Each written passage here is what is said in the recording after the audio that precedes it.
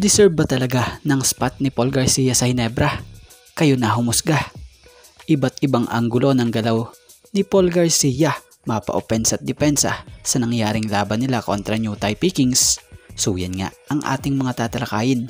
Pero syempre bago ang lahat, shoutout muna sa mga solid nating ka-teammate na sila Dario De La Torre, Jervin Chris, Nestor Carandang, Richard Pano, and Jay Nunez.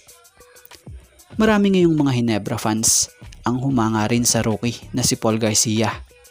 Ang rookie ng Ginebra. So totoo yan. Kahit sa Facebook, matunog ang pangalan ni rookie Paul Garcia. 7 points, 3 rebounds, and 5 assists na kinana niya kontra New Taipei Kings.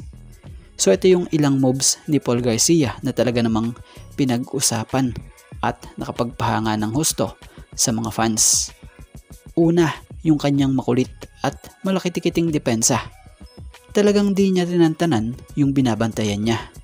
Pansinin nyo, tatakbo pa loob yung dinidepensahan niya dahil nga pinagana niya yung utak niya.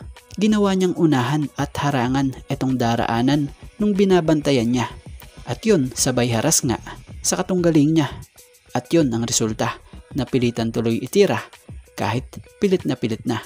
Ito ang resulta, block na at nakuha niya pa or naagaw niya pa ng malinis ang bola. Sunod, yung mga crucial basket na ginawa niya, lalo na rito sa 4th quarter. Sa 8 minutes mark nga po, mapapansin yung mabilis na pagbaba nito. Sabay pull up sa 3 nga. Contested 3 yan. Mahirap na tira yan, pero naipasok pa rin niya. Yung sumunod, isang semi-fade away sa wing at napakalalim ng tira niyang ito na kung saay pinagdalawahan pa nga siya rito.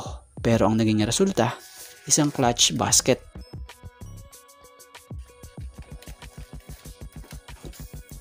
At yun ngang isa, walang takot na salaksak na animoy walang malaking sumalubong sa kanya. Ito yung magkakaibang anggulo dito sa nilaro niyang ito.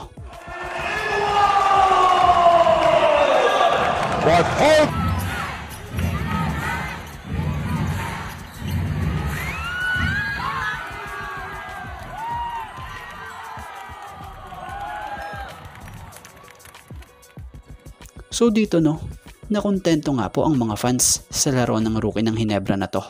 Kaya naman ang kahilingan nga po ng maraming Ginebra fans yung sanay mabigyan to ng kontrata at magkaroon ng spot para sa Barangay Ginebra. So nakita nga rin natin yung sipag nito. Kahit tayo mapapasabi dito na deserve niya talaga maging parte ng Ginebra. Bago, pero nasa sa kanya na yung NSD spirit talaga.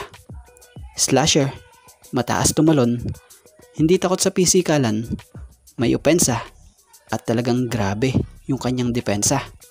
Kaya daming nagulat din dito kontra powerhouse team ng P-League na 2024 P-League champion team na New Taipei Kings. So sa ngayon ito nga lang po muna ang ating sports pasada, and thank you for watching guys, and God bless everyone.